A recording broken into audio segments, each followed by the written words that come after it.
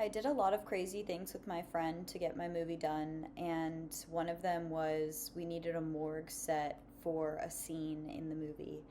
And I can't go into every detail because honestly, I just can't do that for everybody's safety. But I needed a morgue set, and there was this guy who wanted to date my friend, and she was the star of my movie, and there was this like man who wanted to date my friend, and he happened to meet her at a funeral, and he was a morgue manager. So I was like, okay, let's make lemonade out of lemons and ask him if he has the morgue connect and if we could use a morgue um, for our film that he could get us into and that it would be okay for us to use. And he was, of course, really down. So he picked us up and took us to a morgue, but it was very, very shady. Basically, my actress, she had to be naked for the scene because she's a dead body that was found. So this man was going to be around my friend's naked body, but he was not going to look.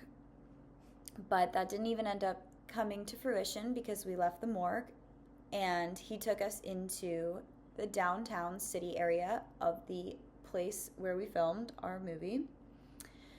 And he starts speeding on the bridge over the bay to get there. So he starts speeding over this bridge, and I look back, and there's an AR, like an AR-15, in the back of the car. So I'm like, okay, got it.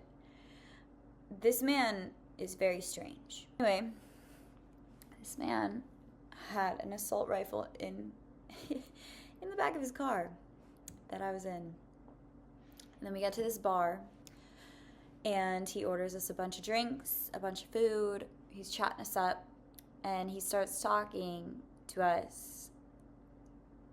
And he starts pulling up his shirt and being like,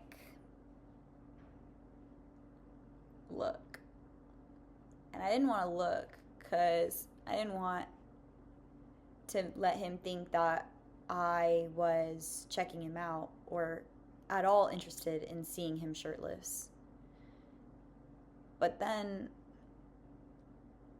he said, look, again.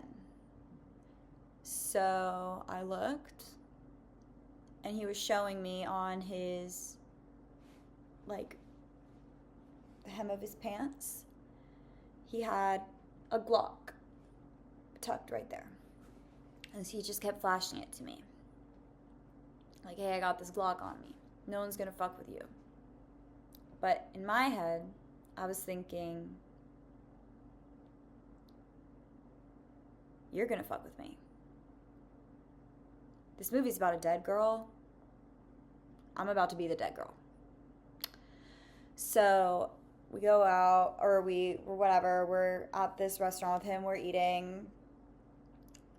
And then he gets back in his car, he takes us home. I'm like, we gotta go home. It's getting late, we gotta go home. We didn't get the shot, we gotta go. So we go. And we go home.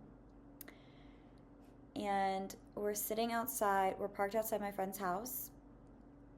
And I'm stuck in the backseat of the car, and the car is a 2-door. So I can't get out unless my friend gets out. And my friend is more of a fawn personality, where she's just going to smile and bat her eyes and, whatever. And I am the type to say fuck off and run. But I was stuck in the back, so I couldn't say fuck off and I couldn't run. But this man lights up a joint and he starts talking.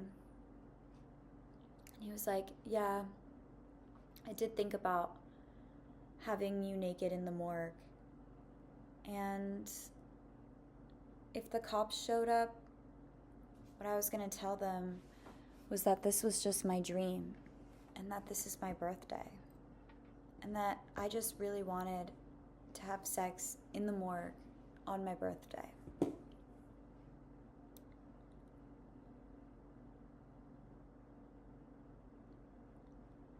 And then the word threesome comes out.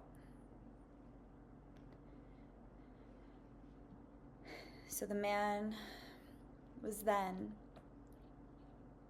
in less words, propositioning my friend and I to have a threesome with him because it was his birthday and because he works at the morgue and we needed a morgue for our film.